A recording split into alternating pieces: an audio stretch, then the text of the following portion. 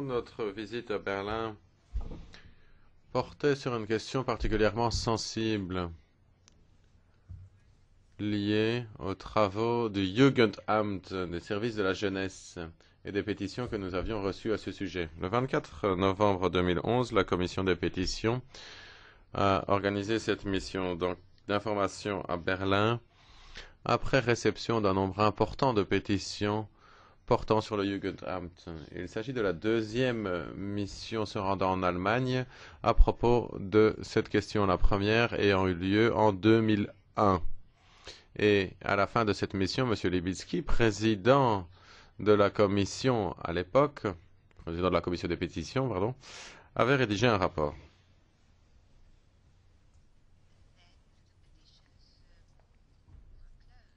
Ensuite, les pétitions ont été closes, mais nous en avons reçu de nouvelles depuis lors. Et le rôle de notre commission est de recevoir toutes les plaintes exprimées par les citoyens.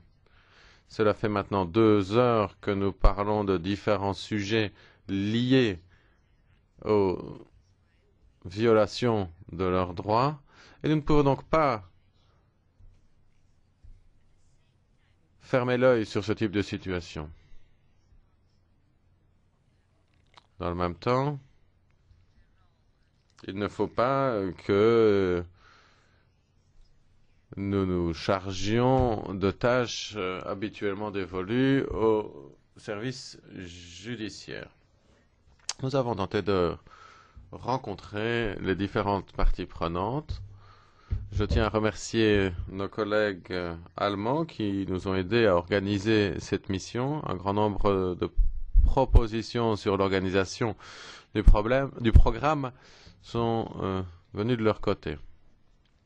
Nous avons traité du problème de manière générale et nous avons formulé des propositions.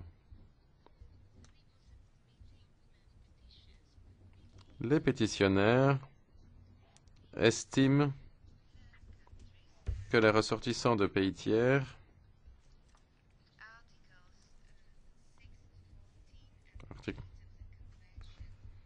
articles 6, 14 et 18 de la Convention des droits de l'homme sont souvent violés. Vous disposez des documents présentés ou des documents que nous avons rédigés, mais j'aimerais inviter tous les participants à la mission à lire attentivement la synthèse que nous avons rédigée. Et si nous avons oublié quelque chose qui leur semble important, qu'elles n'hésitent pas à prendre contact avec nous afin que nous puissions corriger le tir.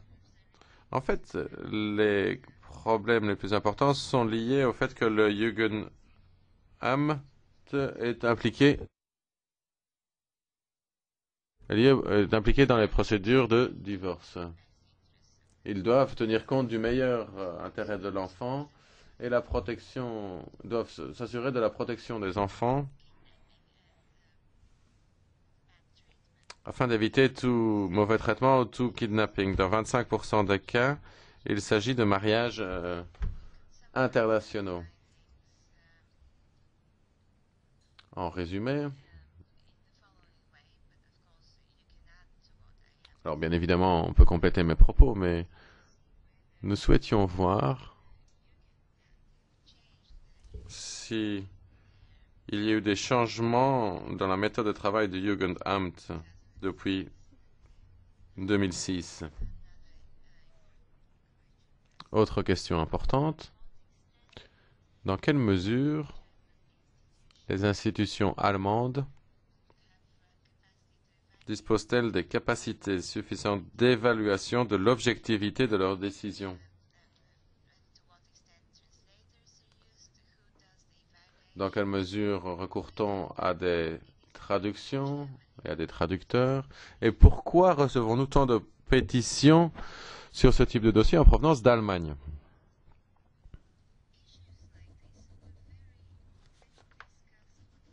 On a très peu discuté de ce type de questions lorsque nous avons discuté avec nos collègues de la commission des pétitions du Bundestag. En effet, ce type de dossier n'est pas de leur ressort. En effet, apparemment, il s'agit là de prérogatives des parlements locaux. Néanmoins, 25 pétitions liées à des problèmes identiques sont arrivées à la commission nationale. Vous pourrez retrouver toutes les informations détaillées dans le document que nous avons préparé à votre attention. Le Jugendamt a été créé en 1922. Était lié au niveau local de gouvernement.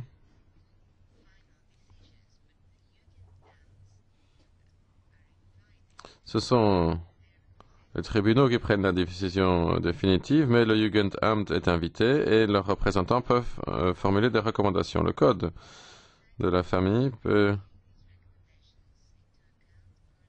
La Cour, peut décider de tenir compte ou non de ces recommandations. Dans certains cas,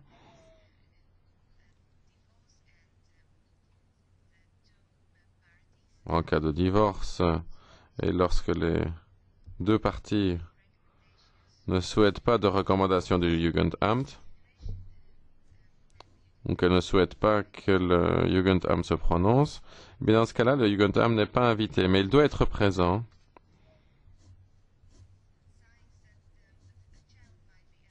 Lorsqu'il y a des indices de menaces ou de comportement criminel à l'encontre de l'enfant.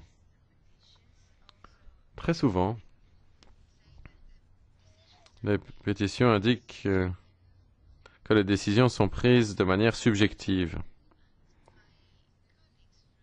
Et mes collègues, membres de la délégation, ont posé toute une série de questions sur un éventail de dossiers, mais nous ne savons pas encore très bien comment le contrôle de ces services fonctionne.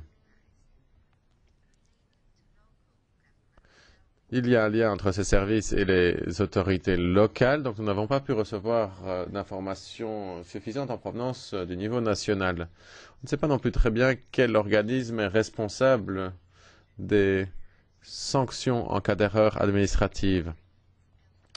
Et il existe également encore un flou concernant les organismes vers lesquels les citoyens peuvent se tourner lorsqu'ils ont le sentiment que leurs droits parentaux ont été violés. Très souvent, les parents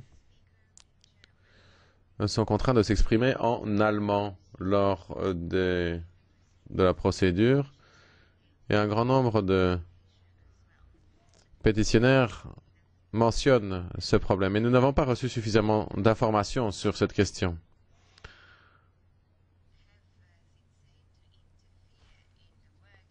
Notre mission n'avait pas pour but de s'ingérer dans les travaux des autorités locales. Il s'agissait d'une mission d'information.